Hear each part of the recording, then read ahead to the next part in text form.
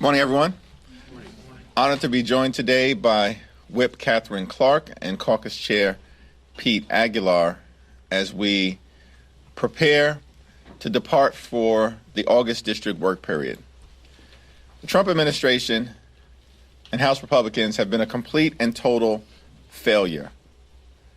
These MAGA extremists promised that they were going to lower costs in the United States of America. In fact, they promised the American people that costs would go down on day one. But costs haven't gone down. They are on the way up. Inflation is up. It's the quality of life of everyday Americans that is deteriorating.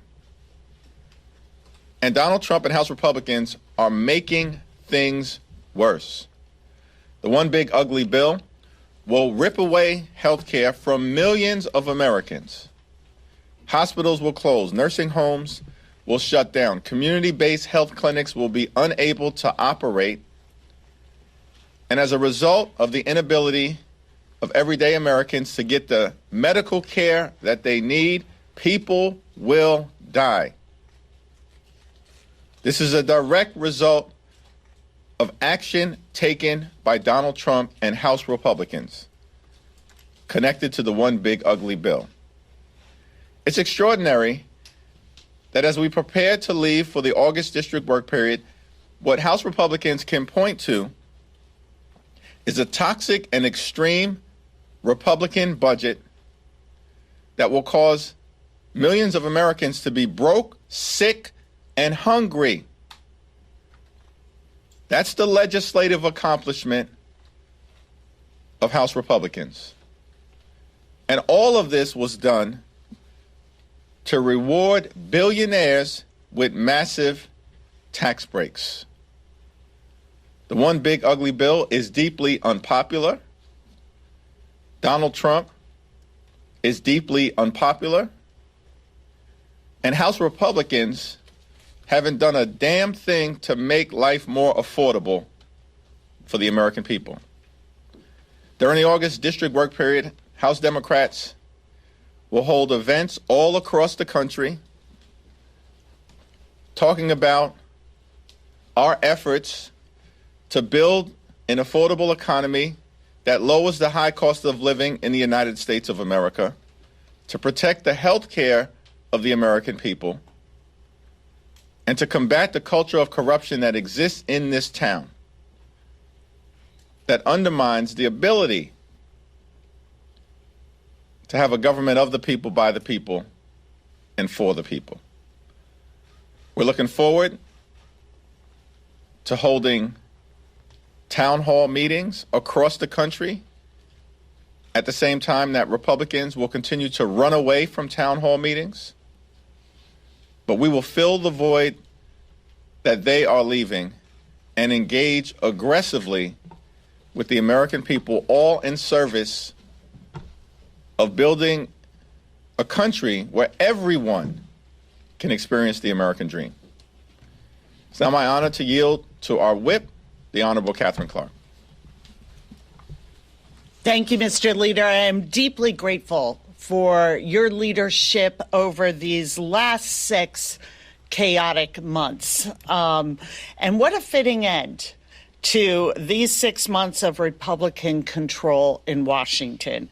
Instead of doing their jobs, instead of standing up for kids, for families, instead of standing on the side of transparency and accountability, Republicans are running away, all to avoid the release of the Epstein client list, all to cover up for pedophiles. In this hollowed out version of the Republican Party, they knock down people who work hard for a living. Their signature bill, the big ugly bill, kicked 15 million Americans off their health insurance, takes food from 16 million kids, raises energy bills, shuts down hospitals, denies veterans their benefits. They run up the debt to give tax breaks to billionaires, and they run out of town to hide sex crimes for the rich and famous. Well, Americans are sick of a system that looks at people who follow the rules and actually work for a living and puts them last. Right now, 60% of American households say they can't afford the basics. Most parents, 54%, say they will have to skip on groceries to afford school supplies this fall. You deserve better. Your family deserves better. And over the next 6 weeks, House Democrats will fan out across the country, listening to our neighbors, listening to our constituents. And we are going to make sure that Americans know it does not have to be this way. We can fight corruption. We can lower the cost of childcare. We can make healthcare and housing more affordable. We can build an economy that rewards the people who make it run, not the corporations who exploit them. We can have a Congress that prioritizes kids and families. This is the wealthiest nation in the history of the world. There is enough for everybody, not just to get by, but get ahead. If we give the American people the fair shot at success that they deserve.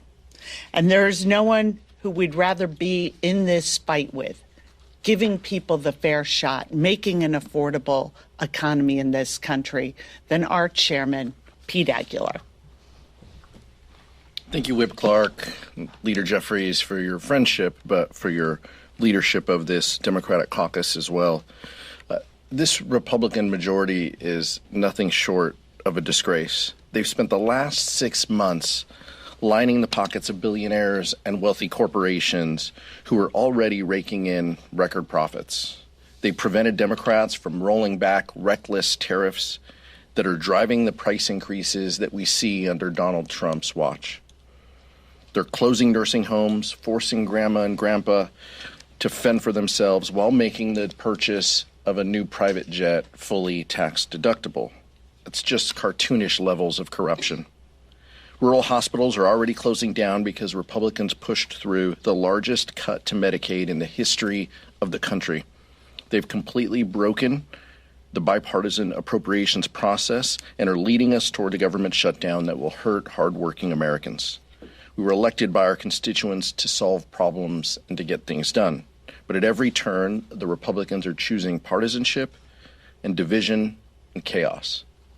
Now they're fighting amongst themselves about how they should hide President Trump's involvement in the Epstein files. Over the next few weeks, House Democrats are going everywhere to talk about the devastating impacts of the Republican cuts to Medicaid and their inability to focus on the most pressing challenges that the American people face. Republicans are too scared to face their own voters and will probably spend the August recess on the run. Turn it over to Leader Jeffries. Thank you, Pete. Questions? Good morning. Senate Republicans seem to be torn about staying in session, about to do nominees, and also going back to sell the big, beautiful bill from their perspective. Would it help Democrats if they were to stay in session so they couldn't sell and market that piece of legislation? That's a decision for the Senate Republicans to make, as Chair Aguilar just indicated, as Katherine Clark has indicated. Republicans are on the run. They have nothing good to sell to the American people. The one big ugly bill hurts everyday Americans to reward billionaires and wealthy corporations with massive tax breaks. It is deeply unpopular. And that is why it's our expectation that during the August district work period, you're going to see House Republicans and Senate Republicans running away from the American people because they are running scared. Last row. When you come back in September, you're going to have the shutdown fight. That'll continue to the oxygen here. You said earlier in the week that if it's a partisan Republican bill, House Democrats will be united against it. You didn't mention the Senate. Do you have faith that Chuck Schumer and Senate Democrats will hold the line given that they did not do so in March? We had a very productive meeting with Senate Democrats yesterday, and I'm confident that the only path forward is for Republicans to work with Democrats to pass an appropriations bill that meets the needs of the American people in terms of their health, their safety, and their economic well-being. A partisan spending bill is dead on arrival. Katherine, Pete? These are our two appropriators here. Listen, the House Republicans and the Senate Republicans have a choice to make. It doesn't matter whether they in the Senate stay in session or go home. They cannot hide from the destruction that they have caused.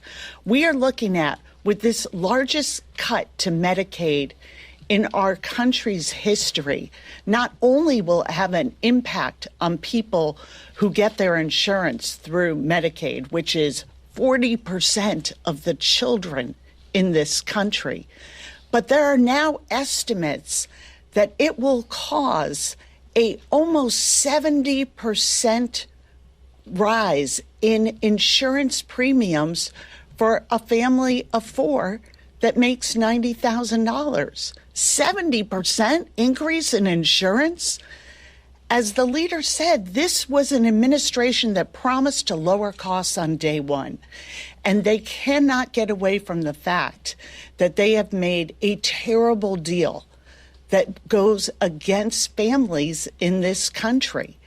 And so we are going to be out there over the next 6 weeks, not only putting forth the high contrast of the disaster they are bringing down on family budgets across this country, but what we can do together to change the system so that it isn't rigged against families who work for a living, the 99.9% of us who don't benefit under the big ugly bill.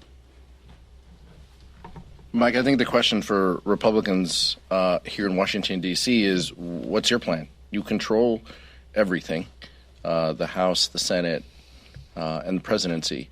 What's your strategy? Right now, they can't even agree amongst themselves. Senate is marking up to one set of numbers different than the president's budget request. The House is completely, out in right field doing their own thing, with marking up bills that have no basis, will be no basis for law. Just, twiddling thumbs, wasting time. Tom Cole and Speaker Johnson have no path and no plan to meaningfully pass bills with bipartisan support. So if that continues to be their posture, then we're in for a long September.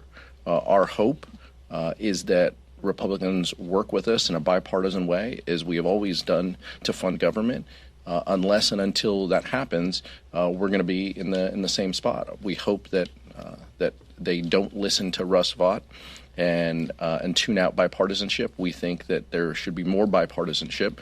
There haven't been any House Republicans, to my knowledge, who have disavowed those statements that the appropriations process should be more partisan, which was his comment. So until that changes, we're going to be in a position where they own everything that is happening in September if we lead toward a shutdown.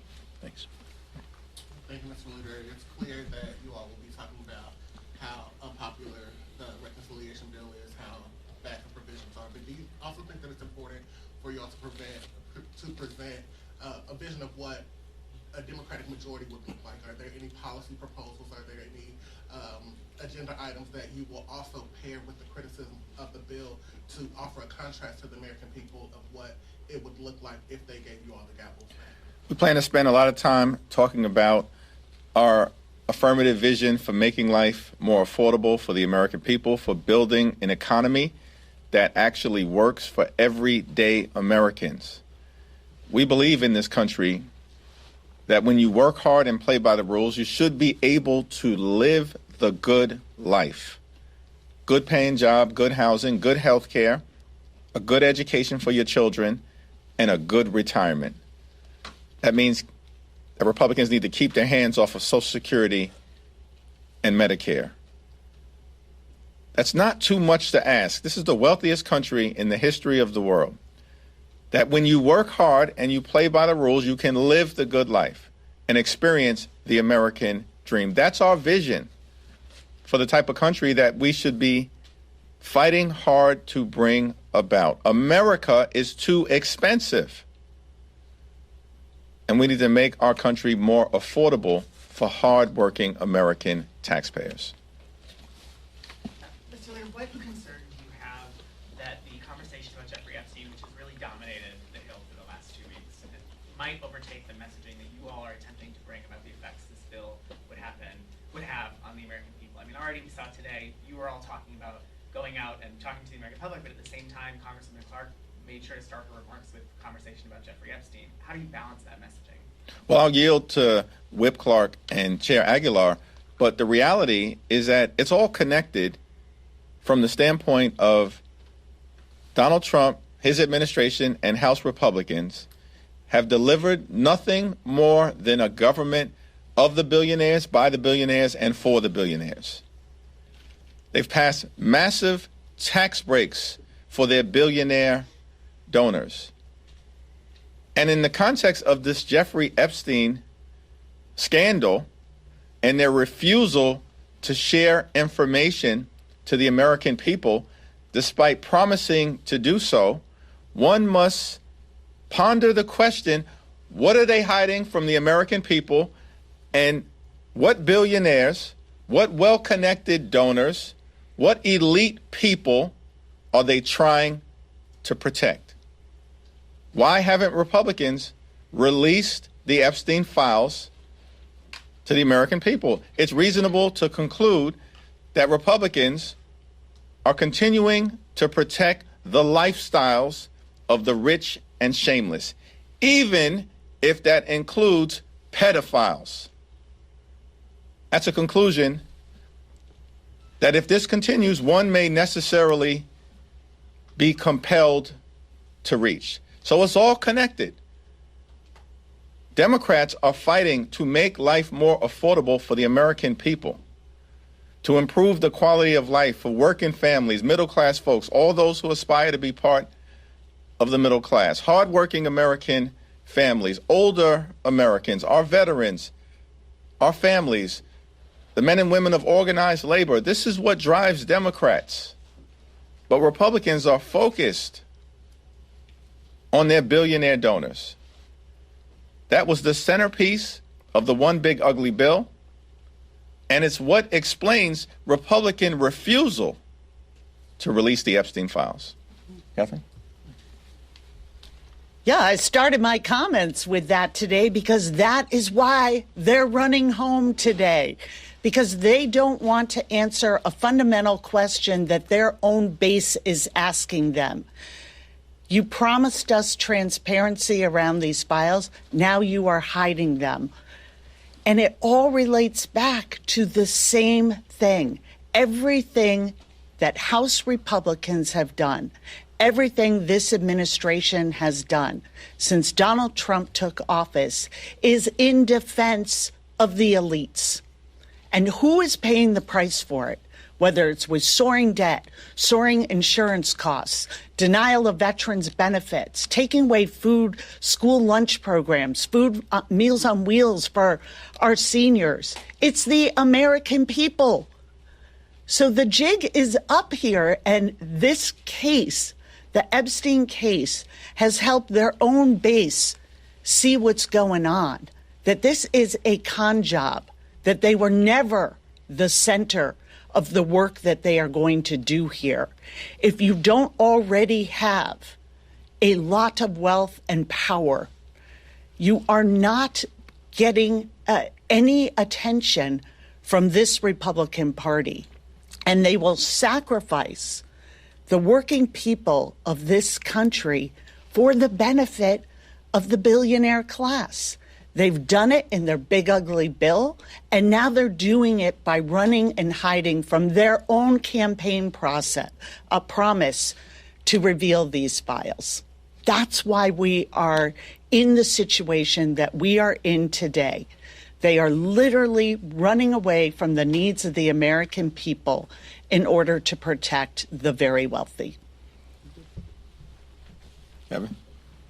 If I can get two things here. One, your reaction to Mike Lawler deciding to stay in Congress as opposed to the governor's race. Does that complicate New York 17? And as I look back at your 100-day remarks, you promised a blueprint over the next 100 days as to what your agenda is.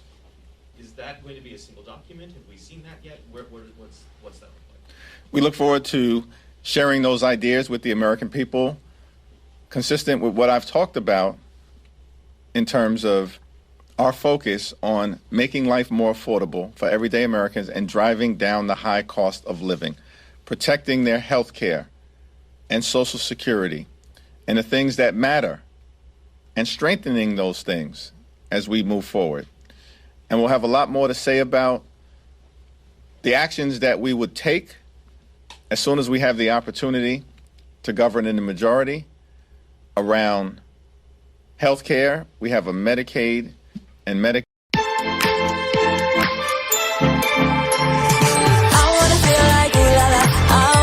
60th birthday of Medicare and Medicaid. We have a Social Security Day of Action on August 14th, the 90th birthday of Social Security. And we'll have a lot to say about our efforts to protect and strengthen Social Security. And then the following week, we have a cost of living week of action where we'll focus on what we as Democrats would do to make life more affordable for the American people, and the fact that Republicans are actually making life more expensive. Healthcare will be more expensive for everyday Americans if you are able to have health care. Millions of people will be without health care. Tens of millions more are going to pay higher health care premiums, copays, and deductibles because of steps that the Republicans have taken in connection with the one big ugly bill. Utility costs are going up for the American people. All across America, because of steps taken that are toxic and extreme in nature by Republicans in connection with the one big ugly bill. The cost of groceries and goods is going up because of Donald Trump's reckless and random tariff policy that is imposing thousands of dollars of additional costs on the American people, and that will continue. So there is a lot to talk about during the August district work period, and we will draw a clear contrast between our vision related to building an affordable economy and the Republican efforts to hurt everyday Americans while rewarding billionaires and wealthy corporations. Yeah, well, and I'll let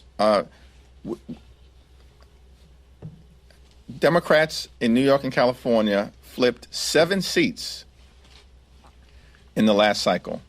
4 of those were in New York. We plan on flipping the 5th in 2026, and the 17th congressional district will be a high priority, whether the current incumbent seeks re-election or chooses not to do so over the next few months. I'll just say real briefly, I can't let the opportunity go. I feel bad for Mike Lawler and Zach Nunn. They made a critical mistake when they thought about their future aspirations. They asked Donald Trump what he thought, and he told them, sorry, you got to run. John James, Andy Barr declared for higher office and just went. The other 2 said, hey, boss, what do you think? And time again, that's the motto of House Republicans, which is if Donald Trump says jump, they say how high. That's the fundamental difference. As the leader mentioned, in New York and California, the last election, we picked up seats. We look forward to playing offense around the country because the American people know exactly who House Republicans are protecting and who they are fighting for. They know that health care is on the ballot. Health care is at stake. The rich and powerful are protected.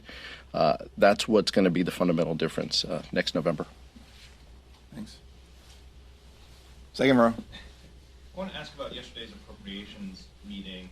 Coming out of there, was there any sense that Democrats don't want to set red lines on appropriations yet, like there were in March? We've made very clear that a partisan spending bill that comes out of the House of Representatives will do so without Democratic support.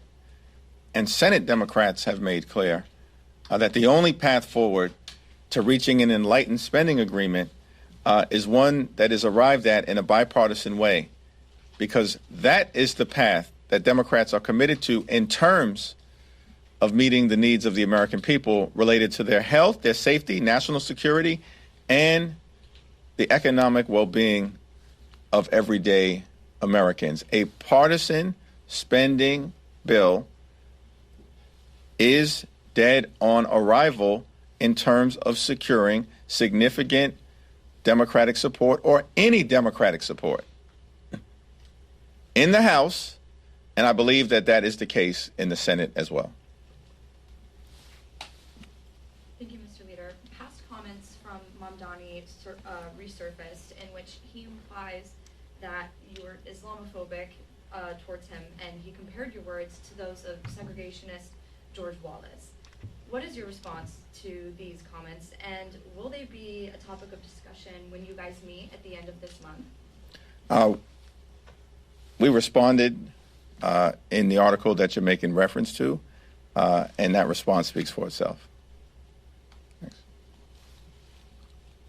Yep. Mr. Leader, just as Cole. we prepare to recess, the Committee on House Administration announced some new upgrades to member security, including an increased member allowance, which I know is something you and the ranking member called for. Do you feel these changes are sufficient? And because this is kind of a pilot program, do you believe they should be implemented long term? We arrived at an agreement that was bipartisan in nature, that involved the highest levels of House Republican and Democratic leadership, as well as the top leaders on the House Administrations Committee, led by Joe Morelli on the Democratic side.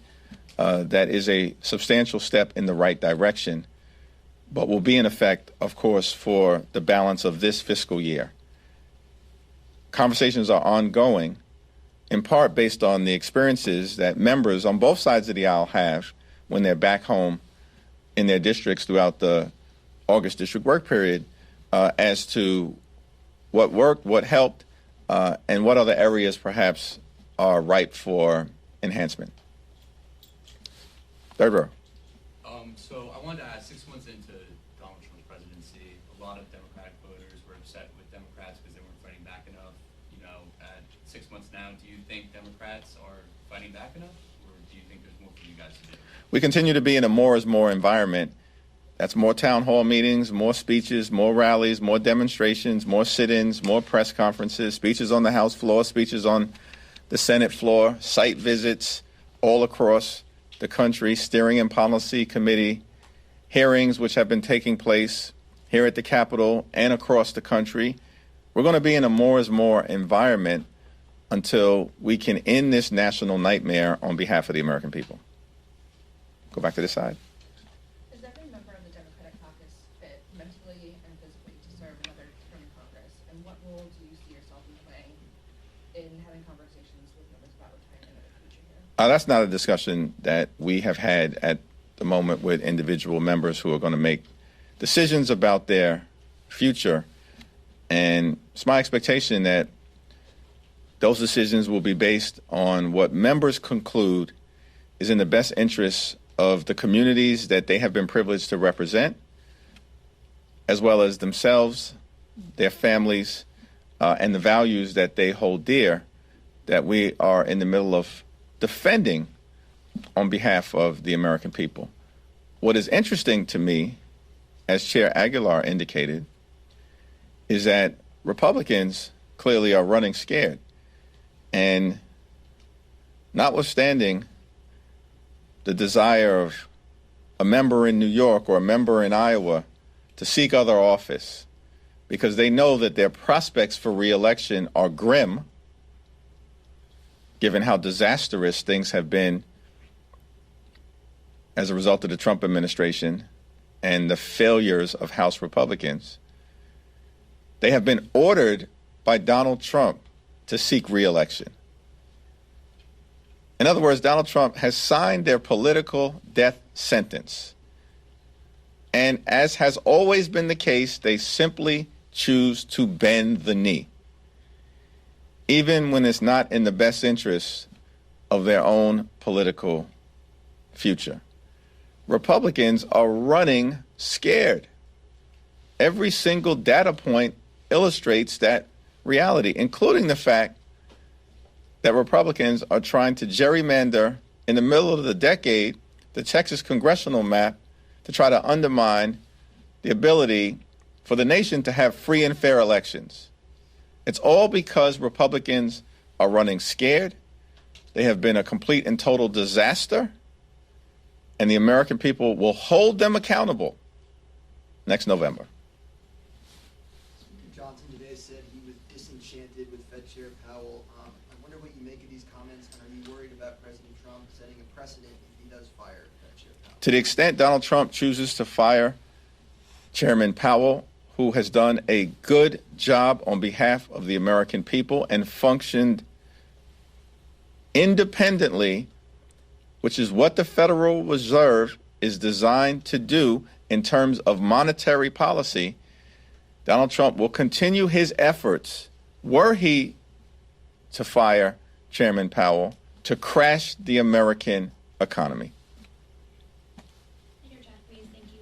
Fox News is reporting that Tulsi Gabbard declassified a House report that they say shows that the Obama administration knew that there was no evidence that Putin was pressuring or he wanted to help elect Trump during the 2016 election, but pushed out that report anyway. What is your response to this? I want to yield to Katherine and Pete on this, but is this what we're doing? Like, millions of Americans have lost their health care as a result of actions taken by the Trump administration and House Republicans. Children, veterans, and seniors will go hungry as a result of actions taken by House Republicans and the Trump administration. Everyday Americans are being hurt. Republicans have passed this one big ugly bill that will cause everyday Americans to be broke, sick, or hungry. Republicans are on the run. They can't even get their act together as it relates to releasing the Epstein files that every single one of the top leaders of the Trump Justice Department and the Trump FBI and the vice president and the president himself promised to release. Republicans are on the run. They have done grave damage to the American people. And so when you have nothing to present that's affirmative to the American people, Republicans blame Barack Obama. It's laughable. And a spokesperson for President Obama released a statement that makes that clear. Yeah, it's pathetic. It is pathetic. We have the head of intelligence just trying to worm her way back into the good graces of the White House. And why it is not just pathetic, but so dangerous and wrong-headed is that the American people are waving their arms and saying, we aren't making it in this country. And everything that the GOP is doing is making it worse. It is stretching family budgets that are already stretched to the breaking point. They don't want to talk about how can we cap the cost of childcare so people can afford to work and find childcare so they can get to their jobs knowing their kids are in a quality program. How come we're not talking about ways to help people put that down payment together for a house, how we can build housing in a way that is productive and creates American jobs and drives down the costs? How come they're not talking about helping our veterans who we know rely on our food programs and rely on the VA? You cannot cut tens of thousands of people from the Veterans Administration and look veterans in the eye and say, thank you for your service. We owe them better. And this incessant obsession with getting back in and staying in the good graces of the president has an incredible, dangerous toll for American families. They are the ones that pay the price for these lies and for this fidelity, not to the people of the United States, but to one person, which is Donald Trump. I'm confident that the American people see through this. If a judge rules in a position that Donald Trump disagrees with, they are corrupt. They are terrible. If they rule in a way that he likes, then it is the best decision ever. And his default is blame President Obama, blame Secretary Clinton, blame President Biden. It's been 9.5 years since Barack Obama was in the White House. And as only as a distraction to more Jeffrey Epstein questions does Tulsi Gabbard throw a bone to Donald Trump. That's all this is about. It's a distraction to get back in his good graces after she was prevented from presenting national security information to Capitol Hill and kept out of some of the most important rooms where decisions occur. And it's an effort by Donald Trump to distract from the issues of the day, which is what are House Republicans, what are Republicans in Congress doing? Going on an August recess, having to face their constituents, not having town halls, cutting health care, cutting food security, threatening nursing homes. That's what this is about. And every other effort is just a distraction by Donald Trump to blame someone else. The Trump administration is a malignant clown show. It's a malignant clown show. And every single day, they prove that point. Last question. A number of Democrat members met with Mahmoud Khalil yesterday. Are you on board with them having those meetings? And are you concerned at all that Republicans are going to weaponize this issue against Democrats and retards? I have not spoken to any of the members who had that discussion. With respect to the immigration issue more broadly, we believe that we must continue to secure the border. We believe that we have a broken immigration system and it must be fixed in a comprehensive and bipartisan way. We also believe that this is a nation of immigrants. And as Democrats, we will continue to defend dreamers, farm workers, and hard-working immigrant families and push back against the aggressive overreach by the Trump administration that has been unleashed on the American people. Thank you.